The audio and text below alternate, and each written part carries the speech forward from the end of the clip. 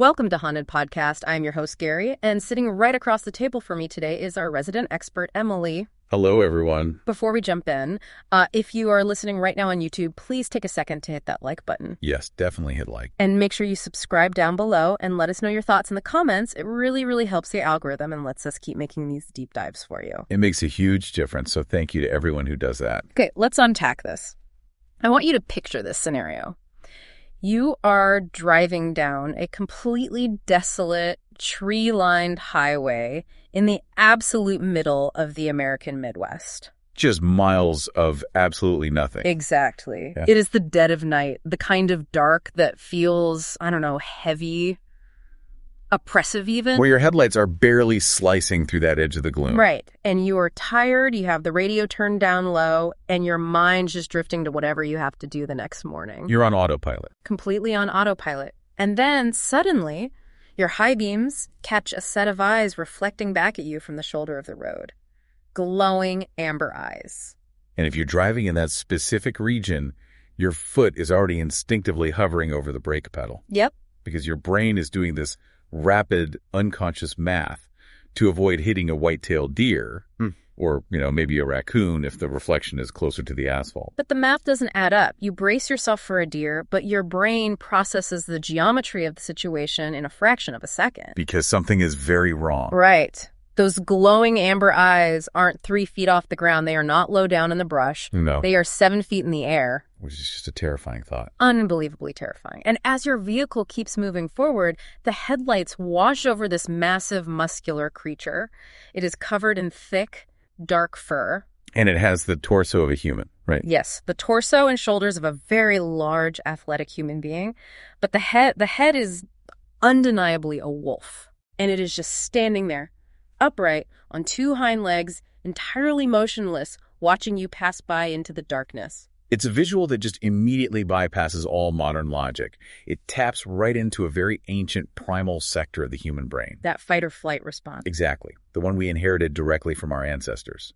Early humans actually had to worry about massive, lethal predators lurking just an inch beyond the firelight. So today, the mission of this deep dive is to explore one of the most unsettling, highly localized, and utterly fascinating phenomena in modern folklore. The Michigan Dogman. The Michigan Dogman, and its various cryptid cousins scattered across the dense timberlands of the United States. Because this story blurs so many lines. It really does. We are going to look at how a terrifying local legend walks the line between a flesh-and-blood biological possibility, a deeply weird paranormal mystery, and a modern sociological phenomenon. And it forces us to ask a profound question about the human experience, really. Which is what? Well, what actually happens when the deeply ingrained mythology of the old world completely collides with the sprawling, unexplored wilderness of North America? That is the perfect way to frame it. And to you, the listener, whether you are driving to work right now or just sitting at your desk, I want to ask you to keep an open mind today. Yes, please do. Whether you are a staunch, show-me-the-data scientific skeptic, or you are a true believer in the unexplained, there is something incredibly rich in this mystery for you. Especially because of how this specific mystery starts. Right. Because it doesn't begin the way you would normally expect. Not at all. It doesn't start with some university-funded scientific expedition into the deep woods. And it doesn't start with a grainy, ambiguous photograph. It begins with something entirely unexpected. It begins with a joke. A literal joke. Which presents us with perhaps the most fascinating and arguably the most ironic origin story for a modern monster that we have on record. Okay, let's travel back to April Fool's Day in 1987. A great time for radio. Oh, absolutely. We are in Traverse City, Michigan. It is a crisp spring morning. The snow is just starting to melt off the pines, and a local morning radio DJ named Steve Cook decides to play a prank on his audience. And we have to remember, morning radio in the 1980s was a completely different beast than it is today. It was the absolute center of local culture. Everyone listened on their commute. Right. So Cook writes and records a song he simply calls The Legend. He credits it to this fabricated, non-existent artist named Bob Farley. That's classic. And he backs it up with some very 1980s, slightly cheesy, synthesized keyboards and puts it out on the airwaves. He was probably just expecting a few chuckles from commuters. That was the whole plan. Have a laugh and move on with the broadcast. Now, the song itself was essentially a folk ballad. It was entirely spoken word in its delivery, all about this bipedal canine terrorizing the local area. But he made it all up, right? Yes, completely. What is crucial to understand here is that Cook constructed the lyrics entirely from his own imagination. Just pulled it out of thin air? Pretty much. He drew vaguely on bits and pieces of North American indigenous myths he had heard in passing over the years. Then he mixed in a heavy dose of European werewolf flavor. And packaged the whole thing as a spooky, localized campfire tale. Exactly. It was pure fiction, designed solely for entertainment on a holiday dedicated to practical jokes. But the punchline to that joke never landed. No, it did not. Because instead of people calling the station to laugh and compliment the prank, the station's switchboard was just completely overwhelmed. Every single line was blinking. And the people calling in weren't laughing at all. Not even a little bit. They were terrified. They were dead serious. They were calling the station to report that they had seen the exact creature described in this fabricated song. The irony of this event just cannot be overstated. It's wild. Cook invents a monster for a morning gag, and the local population immediately picks up the phone and says, "We know exactly what you're talking about." And they had been way too afraid to mention it to anyone until now. Right. These listeners were describing vivid, terrifying encounters from all across northwestern Michigan. And these reports weren't just from that week. They spanned decades. Decades. So I have to stop you there and push back on this because the psychology here is just insane. It really is. Did a radio joke accidentally create a monster through the sheer power of mass suggestion? Or did Cook just happen to provide a name and a voice to something people were already seeing? But we're entirely too afraid of being labeled crazy to talk about. Exactly. I mean, Cook didn't just invent a monster. He accidentally wrote the operating system for a folklore that people didn't realize they were already running. That is the central debate that sociologists and folklorists have been having about this specific case for years. So what's the skeptical take on that? If we approach this from a purely skeptical, psychological perspective, we can argue the case for retroactive memory labeling. Okay, what does that mean in normal terms? Imagine you are out in the woods in 1972. You see something confusing in the twilight. Maybe it is a very large bear standing on its hind legs in the deep shadows, trying to get a scent. Okay, so just a normal animal, but hard to see. Right. Your brain is startled, it doesn't know how to process the visual data, and it files the memory away as something frightening and ambiguous. Just a weird, scary shadow. Exactly.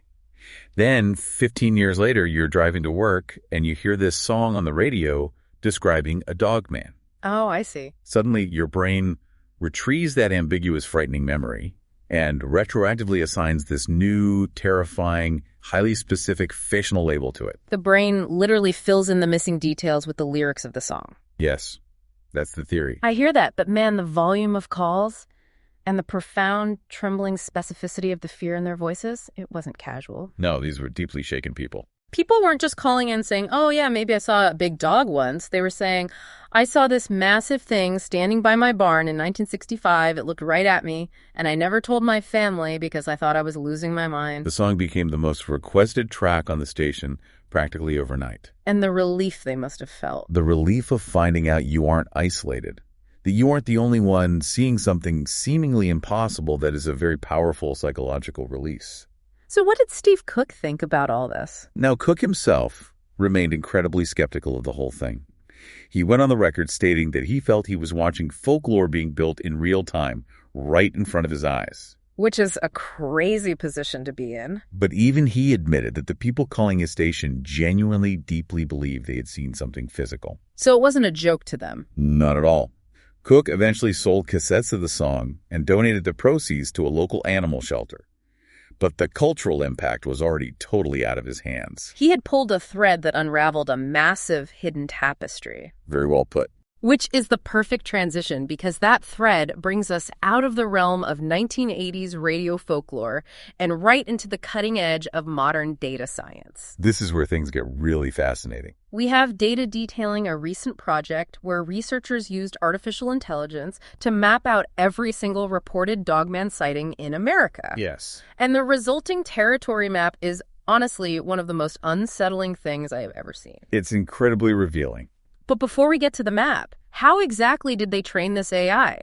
Are we talking about feeding it old newspaper clippings, or is there some massive database of cryptid sightings out there? It is a combination of both, actually. Researchers compiled decades of anecdotal sighting reports, everything from historical newspaper archives to digital forum posts to formally submitted reports from cryptid research organizations. So just thousands of random data points. Exactly. They took all of this unstructured data and used AI to extract the specific geographic coordinates, the dates, the times of day, and the environmental conditions of every single encounter. Wow. Then they layered that data over topographical and ecological maps of the United States. And if this entire phenomenon is just a psychological hoax or mass hysteria triggered by a radio song, what would a data scientist expect that map to look like? Well, if the phenomenon is purely a sociological contagion, you typically expect one of two distinct patterns to emerge on the map. Okay, what are they? Either the sightings cluster completely randomly all over the place with absolutely no rhyme or reason, just a shotgun spread across the country. Right, just random noise. Or, more commonly with urban legends, they cluster tightly around highly populated areas, suburban fringes, and major highways. Because hoaxers want an audience. Exactly. Hoaxes, by their very nature, require an audience. If someone is making up a story for attention, they usually place the encounter somewhere people can relate to. Or somewhere local media and other curiosity seekers can easily get to. Correct. But that is not what the AI found. Not even close. The artificial intelligence revealed a terrifyingly specific geographical and ecological pattern. It gives me chills just thinking about it. The sightings are not random, and they're definitely not near major population centers. They are densely concentrated in very specific, highly isolated ecological zones. Like where?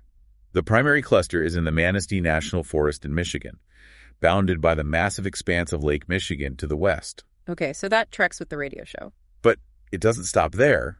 We see massive, mathematically significant clusters in the northern temperate forests of Wisconsin. Wait, really? Yes. And we see the data stretching down the spine of the country into the Appalachian mixed forests. So it's moving south. And remarkably, we see a heavy concentration all the way down into the Gulf coastal plain forests of East Texas. Hold on, I need to push back here for a second. Isn't that AI data inherently biased? How do you mean? If people only know the Dogman legend in Michigan because of Steve Cook's song, of course the data is going to cluster heavily in Michigan. How does the AI account for cultural confirmation bias? That is an excellent scientific question, and is exactly why the Wisconsin, Appalachian, and Texas clusters are so crucial. Because they didn't hear the song. Exactly. Those areas did not have Steve Cook's radio song playing on their local stations in 1987. They have their own entirely separate local legends of bipedal canines that predate the internet completely. Oh, wow. I didn't realize that. Furthermore, the AI didn't just map where the sightings were. It extrapolated the shared ecological traits of these specific regions. And this is where the biological theory really takes root. Yes. The AI found that these disparate zones share identical environmental profiles. So break that down for us. What makes the Manistee National Forest identical to the Gulf Coastal Plains in terms of this creature? There are 4 highly specific factors. First, they all share incredibly dense, mature forest cover, which provides maximum concealment from aerial observation and human foot traffic. Okay, so they can hide easily. Second, they all possess incredibly abundant white-tailed deer populations, providing a massive, reliable, year-round prey base. A built-in food supply. Third, they feature complex, interconnected river systems, which act as natural, silent travel corridors away from human highways. That makes a lot of sense. And fourth, they have incredibly low human population density. So if I'm understanding this correctly, the AI basically concluded that if a biologist were tasked with designing the perfect optimal habitat for a massive flesh and blood forest-dwelling apex predator, one that requires thousands of calories a day to survive, they would design exactly the map of Dogman sightings. Precisely. That is just wild to me. The habitat selection derived from the sighting data matches exactly what a wildlife biologist would expect from an undiscovered apex predator. It does not match the sociological pattern of an internet hoax at all. No, it doesn't match a suburban urban legend either. The data suggests an entity that is actively, intelligently avoiding humanity while maintaining close access to its primary food source. That is fascinating. It's like trying to find a needle in a haystack, but the AI just showed us that all the needles are magnetized to the exact same ecological spots. That's a great way to put it. Because hoaxers want an audience. Whatever this is, it clearly wants to be left completely alone. Absolutely. But we have to bring the skeptical counterweight in here. We have to look at the other side. Of course. Because Zoologically speaking, a 7-foot bipedal wolf running around the American Midwest is a massive pill to swallow. Huge. Science doesn't currently support a bipedal canine anywhere in the evolutionary tree. It is an enormous pill to swallow, and wildlife biologists are very quick to point out the realities of misidentification, especially in environments with incredibly low visibility. Like those dense forests we were just talking about. Right.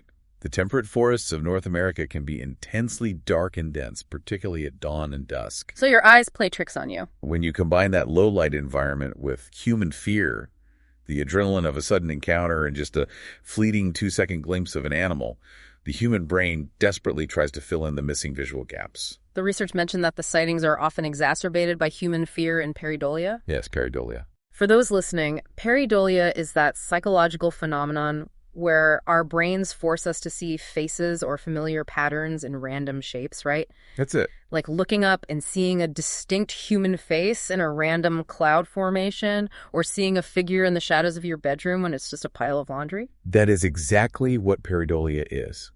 The human brain is a pattern recognition machine. We evolved to recognize faces and predators instantly. It kept us alive. Exactly. So when a person sees a large, dark mass moving in the woods, their panicked brain might overlay the features of a monstrous wolf onto what is actually a completely mundane animal. Like a black bear walking upright. Yes, absolutely. Black bears and grizzly bears can and do walk on their hind legs. It's so unnatural when they do, though. It does. They usually do this when they're trying to get a better view over tall brush or when they're trying to scent the air to identify something in the distance. So if you saw that in the dark. A bear standing upright, heavily shadowed by the tree canopy with its front paws tucked in. It could easily look like a massive, muscular, bipedal creature to a terrified motorist. And the research also mentions mange as a huge factor. Oh, mange is terrifying. Mange is a horrific skin disease caused by parasitic mites. Right. When a bear, a wolf, or a coyote suffers from a severe case of sarcoptic mange, they lose nearly all of their fur. Which completely changes their silhouette. Completely. Their skin becomes thick, gray, and wrinkled. They become emaciated, and their behavior becomes erratic because they're starving and freezing. So they might act aggressively or be seen closer to roads. Yes, a bear or a large coyote with severe mange looks entirely alien. It does not look like an animal you belong on this planet. It looks like a monster. Okay, I can see how a bear with mange standing on its hind legs in the dark would look terrifying. I really can. It would scare anyone. But even a bear on its hind legs doesn't have a distinct elongated canine snout. No, it doesn't. And the witnesses in these reports are incredibly specific about the dog-like facial features, the pointed ears, the specific way the legs articulate. They're very consistent on those details. And what's wild is that these highly specific descriptions go back way, way further than Steve Cook's 1987 song, like a whole century further. They do. And this is where the historical timeline becomes incredibly compelling and much harder to dismiss as simply modern mass hysteria. Because the dates just don't lie. Right. The AI map is built heavily on modern digital data, but the physical historical record shows that this is absolutely not a new phenomenon. So let's look at the deep history here. Let's do it. The records point back to a very specific incident in 1887 in Wexford County, Michigan. 1887. I want you, the listener, to just picture this environment for a second. It's the late 19th century. The Michigan logging industry is booming. It was huge back then. You have these sprawling, isolated logging camps set up deep in old-growth forests that are practically untouched by modern civilization. Very rugged conditions. There is no electricity. When the sun goes down, the world beyond the lanterns is pitch black. And out of this environment, 2 lumberjacks reported encountering a creature that they explicitly described as having a man's body and a dog's head. Now, think about who is reporting this. You have to consider the specific sociological context of 1887 lumberjacks. These were not guys who spooked easily. Not at all. Yeah. These were men who lived their entire lives in the deep woods. They were intimately familiar with the local fauna. They knew exactly how a bear moved, how a wolf hunted, and what a mountain lion sounded like. Exactly. They were tough, rugged individuals who were not easily frightened by standard wildlife. Right. So for men of that caliber and experience to formally report a creature so wildly far outside their extensive ecological knowledge is highly significant. It really is. It implies they saw something that truly defied their understanding of the natural world. And it doesn't stop in the 19th century either. No. We jump forward exactly 50 years to 1937 in Paris, Michigan. Another pivotal case. A man named Robert Fortney is out near the Muskegon River, and he is suddenly surrounded and attacked by a pack of wild, feral dogs. Which is terrifying on its own. Yes, but he reported a detail that elevated this event from a frightening, mundane animal encounter to a full-blown cryptid legend. He stated on the record that one of the dogs in the pack was running on two legs. Running on two legs. That bipedal aspect is the defining characteristic. It is the line in the sand that separates the Dogman from a mere oversized timber wolf. And Fortney's account is crucial to the folklore, isn't it? It is, because it introduces a terrifying new biological idea. The concept of this creature operating alongside, or perhaps even commanding, normal canine hierarchies. Like it was the alpha of the pack. Exactly. It suggests a level of intelligence or dominance over standard pack animals that is just chilling. And we see this pattern continue right up into the modern era, long after the logging camps were gone. Into the 90s. In the 1990s, the Grand Haven area in Ottawa County became an absolute hotspot for activity. Lots of sightings there. Between 1993 and 1994, there were multiple corroborated sightings. There is a very well-documented case of a man known in the reports simply as Ben. The Lakewood Drive encounter. Yes, he had an encounter on Lakewood Drive. He walked out of his parents' house at night and saw a massive bipedal canine standing in their driveway right behind their parked car. Just waiting. And it didn't attack him, it just stared at him. It only fled back into the woods when Ben, understandably, started screaming at the top of his lungs in sheer terror. I would have screamed too. And in that exact same area, in 1994, we have a report that adds a very strange piece of physical evidence to the puzzle. The car accident. Right. A driver reported hitting what they assumed was a large deer on a dark rural road. The impact was significant. The car was heavily damaged. But when they safely pulled over and got out to check on the animal, there was no body on the road. There was no animal limping away into the ditch either. Nothing. Instead, they found coarse gray fur wedged deeply into the grille of their car. And the analysis of that fur is very interesting. The records note that this fur did not match the typical pelage of a white-tailed deer. Now, pelage is a zoological term for a mammal's coat, right? Like the specific texture, density, and color of the hair. Exactly. The pelage of a white-tailed deer is very distinct. It consists of hollow hairs that provide insulation, and it has very specific texture and color banding. So it's easy to identify. Yes. But the fur pulled from the grill of this car was described as coarse, thick, and distinctly canine in its structure. Canine. Yet belonging to an animal massive enough to cause significant front-end damage to a vehicle. Think about the last time you drove down a dark road and saw a shadow move in the trees. Your foot instinctively hovers over the brake. It's a universal feeling. Now imagine hitting that shadow, feeling the massive thud of the impact, getting out with the flashlight and finding wolf hair in your shattered grille, but no body. It is absolute nightmare fuel. So what does this all mean? We have sightings spanning over a century, which brings us to one of the most chilling and frankly bizarre aspects of the folklore. The 10-year cycle.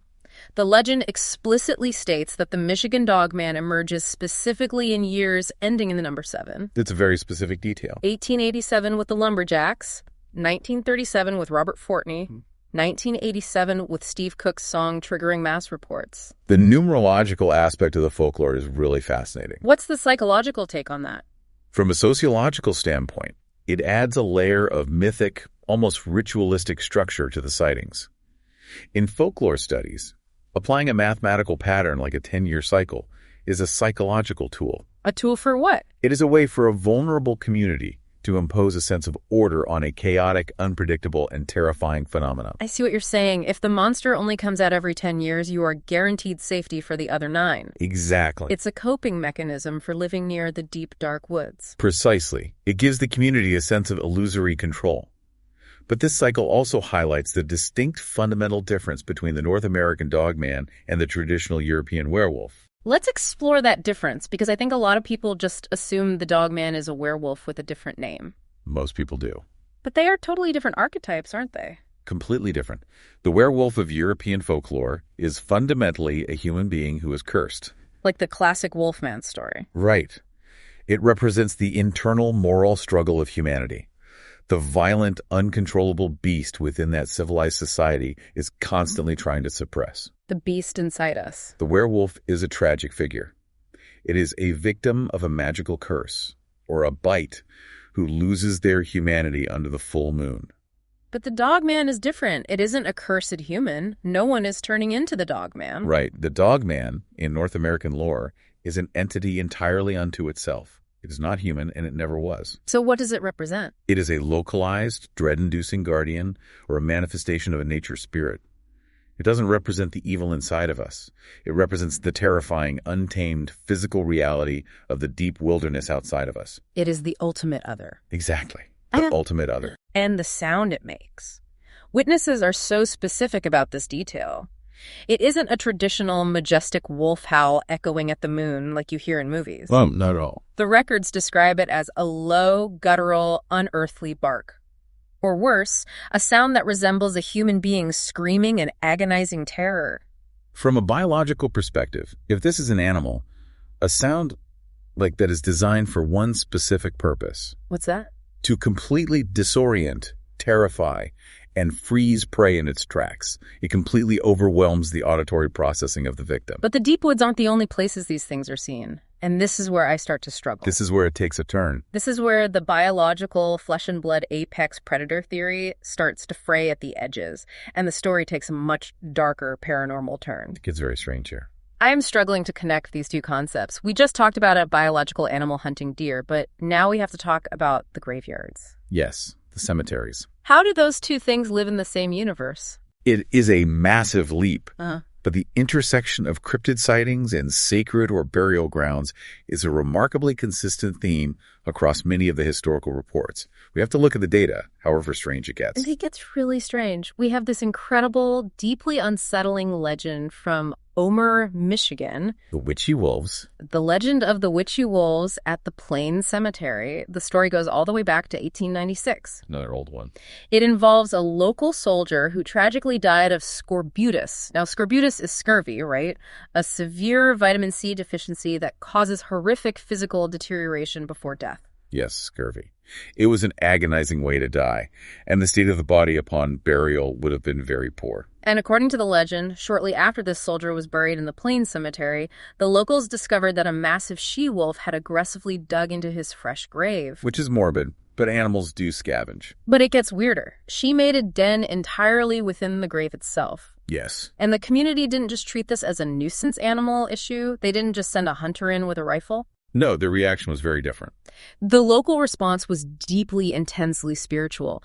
They brought in a local minister, Reverend K, and Reverend K performed a hours-long, formal religious exorcism on the grave itself to drive the wolf spirit away. Which tells you a lot. The locals in 1896 didn't see an animal looking for an easy meal. They saw a supernatural, demonic intrusion. The fact that they resorted to an exorcism tells you everything you need to know about the atmosphere of the event. Yeah. They were terrified of it on a spiritual level. And it isn't an isolated incident. Not at all. The history mentions modern sightings near the Potawatomi massacre grounds in Michigan. That's a site of immense historical trauma. Yes, a very heavy, tragic location. There are also reports from Suckervia Park in Marietta, Ohio. This area is home to massive ancient Hopewell culture mounds dating all the way back to 200 BCE. Incredible history there. In 2012, a witness reported seeing a pony-sized canine with glowing eyes roaming silently right near those ancient sacred earthworks. So we see this pattern of the creature appearing at sites of death or ancient sanctity. So if we pull back and connect this to the bigger picture, are we looking at a flesh and blood animal that just happens to like the quiet of a cemetery and an occasional gruesome easy meal? Or are we dealing with an interdimensional watchdog? Because the paranormal hypothesis here is that these aren't animals at all. The paranormal hypothesis suggests an energetic, otherworldly, or interdimensional connection. That maybe we should take seriously. Are these creatures drawn to the residual energy of human trauma? Or the deep sanctity of ancient sites? Across global cultures, we see a universal archetype of hidden protective entities that are permanently attached to specific locations. Like in other mythology. Yes. Look at Hawaiian mythology, for Yeah. instance. You have the mo'o, which are shape-shifting lizard guardians that violently protect sacred freshwater springs. Oh, wow. Or the menehune, who are elusive trickster spirits living deep in the untouched forests. So it's almost like these ancient sites, these burial mounds and massacre grounds, are the Earth's vital organs. I like that. And these creatures, these guardian spirits, are the white blood cells, rising up to attack or frighten away anything that gets too close to the wound. That is a brilliant analogy. Entities that act as the immune system of a sacred site. It makes a lot of sense if you lean into the paranormal. From this perspective, the Dogman isn't a biological apex predator looking for deer meat. It is a manifestation of the landscape itself. Risen from the earth. Yes. It rises up to warn modern, disconnected humans away from places they shouldn't tread. It is a boundary enforcer between the mundane world and the sacred. It's an incredible thought. It completely reframes the monster. It does. But it also brings us rapidly up to the modern era, where our relationship with mythology, boundaries, and storytelling has completely changed. Because of technology. Exactly. We don't just sit around campfires telling stories about Reverend K's exorcism anymore. We have the internet. The great equalizer. And the internet age has warped the Dogman phenomenon in ways Steve Cook could never, ever have predicted when he spun that record in 1987. The digital age acts as an unprecedented, hyper-accelerated incubator for modern folklore. It allows local stories to spread globally in a matter of seconds. Like wildfire. But crucially, it also allows for incredibly sophisticated, widely distributed hoaxes. Enter the infamous Gable film. Ah, the Gable film. I remember this so vividly. The Gable film is a watershed moment for modern cryptid lore. In 2007, a video began circulating online that purportedly showed vintage 1970s 8mm home movie footage. And it looked so real. The footage was incredibly well crafted. It was grainy, erratic, scratched, and deeply unsettling. It felt like you were watching something you shouldn't be seeing. Exactly. It appeared to show a family driving snowmobiles and trucks through the rural, snowy Midwest. And suddenly the person filming catches a glimpse of a massive, bounding, bipedal dogman on the side of a dirt road. It was terrifying. The creature charges the vehicle on all fours, then rises up, and the footage violently cuts out. And then there's that second clip. Yes. This is followed by a seemingly disconnected, horrifying clip of police investigating a bloody dismemberment scene in the snow. I remember when that went viral on early YouTube and various forums. People were absolutely convinced it was the smoking gun. It fooled a lot of people. It looked so raw and authentic. The grit, the amateur pacing, the lack of digital polish. It felt undeniably real. It was a masterclass in found footage horror long before that genre was completely saturated. But it was fake. It was completely fabricated. It was eventually exposed as a creative art project, a hoax designed specifically to capitalize on the existing Michigan Dogman legend. That must have crushed the true believer. And while the exposure of the hoax deeply disappointed many true believers, it highlighted a crucial psychological shift in how we interact with monsters. How so? The Gable film was essentially a very early, highly successful form of what we now call creepypasta. Creepypasta. For anyone unfamiliar, these are collaborative, internet-born horror stories. Slender Man is a great example. Right, things like Slender Man or the Kandahar Giant or the Backrooms. They are stories that intentionally blur the line between fiction and reality because they aren't presented as novels. They are presented as evidence. Exactly. They are presented as first-hand, urgent accounts on forums, message boards, and social media. They mimic the cadence of truth. And this is where we have to ask the deep psychological question. Why do we want these creatures to exist so badly? It's a great question. Why are modern educated people so eager to believe in a bipedal wolf monster that we will blindly accept grainy, faked 8mm footage without questioning its provenance? What's fascinating here is that it points to a massive deficit in our modern lives. It absolutely does. It points directly to the goblin universe theory. Explain that for the listeners. The core idea here is that humanity spent hundreds of thousands of years living in a world that was wild, deeply mysterious, and largely inexplicable. We were small and the world was big and scary. Right. Our brains literally evolved to be hypervigilant, to scan the dark tree line for hidden threats, to find patterns in the shadows, to respect the unknown. But today, we live in a heavily sanitized, scientifically categorized, brightly lit world. Very brightly lit. Think about it. We have GPS on our phones that can pinpoint our location to the square meter. We have blinding LED streetlights on every single suburban corner. Cameras everywhere. We have Ring cameras recording our front porches 24/7. The shadows are gone. The mystery of the night has been eradicated by technology. And that eradication creates a profound psychological vacuum. We still have the brains of our ancestors, but we have no monsters left to fear. So we make them up. Some people hold an anti-science worldview or simply a deep romantic nostalgia because they fundamentally crave a world that is still wild. They want the map to still have blank spots that say, "Here be dragons." Exactly. Believing in the Dogman, sharing the Gable film, reading the forums, it is a way of re-enchanting the world. A rebellion against modern life. It is a psychological rebellion against the sterile idea that humanity has conquered, categorized, and paved over everything. And we see that human imagination stretch to absolute extremes to keep the mystery alive. People will believe almost anything. The records mention these wild, fringe sci-fi theories that pop up on late-night paranormal radio shows. The conspiracy theories. Yeah, theories that the Dogman isn't a natural apex predator, and it isn't an ancient guardian spirit. Instead, they claim it is the result of secret government laboratories illegally splicing canine and human DNA together in black site military experiments. Which, from a purely scientific standpoint, is absurd and entirely outside our current or even near future genetic capabilities. You can't just mix a human and a wolf in a blender. No, you cannot just splice a wolf and a human together and get a viable 7-foot bipedal creature. But as folklore, as a storytelling device, it is brilliant. Why is it brilliant? It updates the monster for the modern age. Because our fears have changed? Exactly.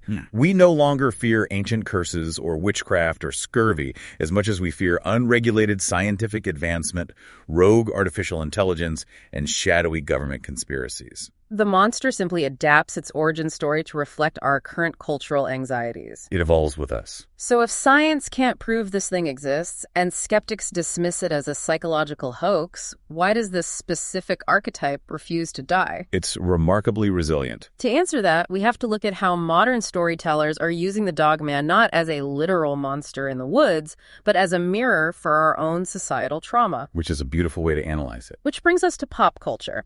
And specifically, the 2023 French action thriller film simply titled Dogman, directed by Luc Besson. Such a fascinating movie. It is a brilliant example of how art digests and imitates myth, but twists the core concept to make a devastating sociological point. Let's break down the plot of this movie, because it is wild and it connects to everything we've talked about so beautifully. The film follows a character named Douglas Monroe, played with incredible intensity by Caleb Landry Jones. He was amazing in this role. Douglas is a paraplegic man who has suffered the most horrific, unimaginable abuse as a child. His fanatically religious, tyrannical father essentially locked him in a metal dog kennel for years. This horrifying abuse. Forcing him to live, eat, and sleep among the aggressive fighting dogs they kept on the property. And in that crucible of extreme abuse and isolation, Douglas doesn't lose his humanity to the beasts. He actually connects with them. Instead, he forms an unbreakable, almost supernatural, empathetic bond with the dogs.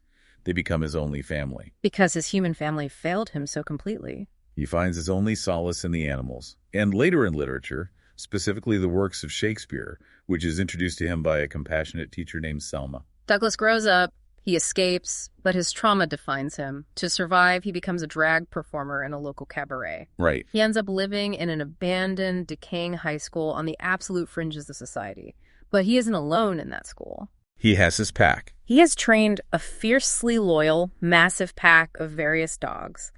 He uses this pack to pull off complex, high-stakes burglaries against the wealthy elite. And more importantly, he uses them to violently protect the marginalized, vulnerable people in his neighborhood from a ruthless local crime boss known as El Verdugo. So he becomes a vigilante of sorts. Yes, and the thematic parallels between Besson's film and the cryptid lore of the Michigan Dogman are incredibly rich if you look closely. How do they connect? Well, in the radio folklore and the sighting reports, the Dogman is a literal monster, a terrifying half-man, half-beast lurking in the physical woods to destroy us. Right, the monster in the woods. But in the film, Douglas isn't a literal monster.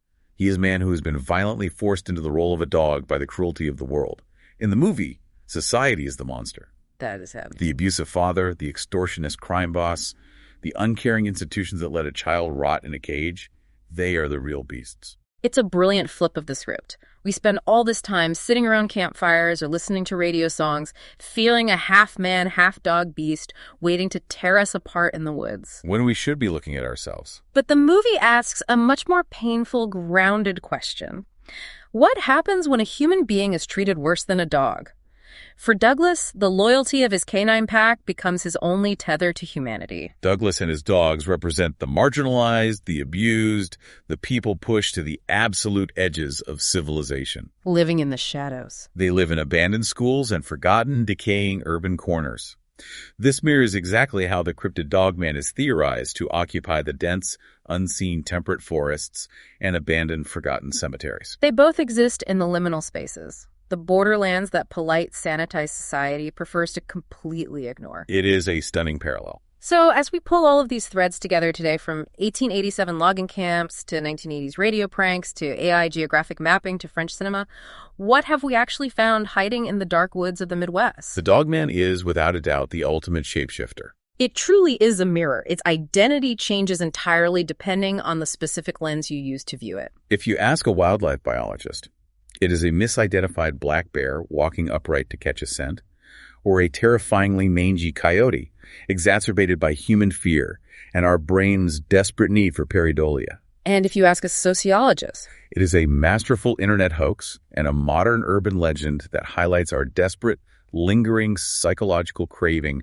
for a world that is still wild and mysterious. And if you ask a film critic, it is a cinematic metaphor for severe childhood trauma and the marginalization of the vulnerable. But if you ask the terrified people who flooded Steve Cook's radio station switchboard in 1987. Or if you ask the AI algorithm mapping the dense ecological data of the Manistee National Forest. It is a massive flesh-and-blood apex predator. Or a paranormal guardian guarding sacred ground. One that is lurking silently in the deep timberlands of America, avoiding us just as successfully as we try to avoid the deepest, darkest parts of the woods. And that brings it right back to you, the listener. Yes, to you. Think about the dense woods or the quiet, forgotten old cemeteries near your own home.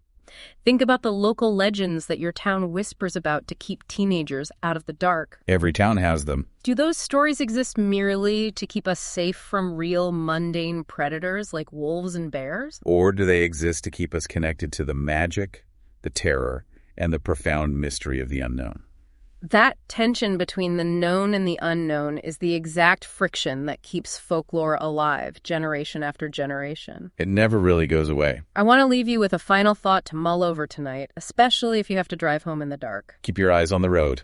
If a morning radio DJ could inadvertently uncover a century-old, continent-wide mystery just by making up a random April Fool's joke about a monster. What else is out there? What other fictional stories in our culture, what other horror movies or campfire tales are actually just suppressed cultural memories of something very, very real, just waiting out there in the dark? That is a terrifying thought to end on. Thank you all for joining us on Haunted Podcast today. Please remember to hit that like button, subscribe, and leave a comment. Until next time, stay safe out there in the dark.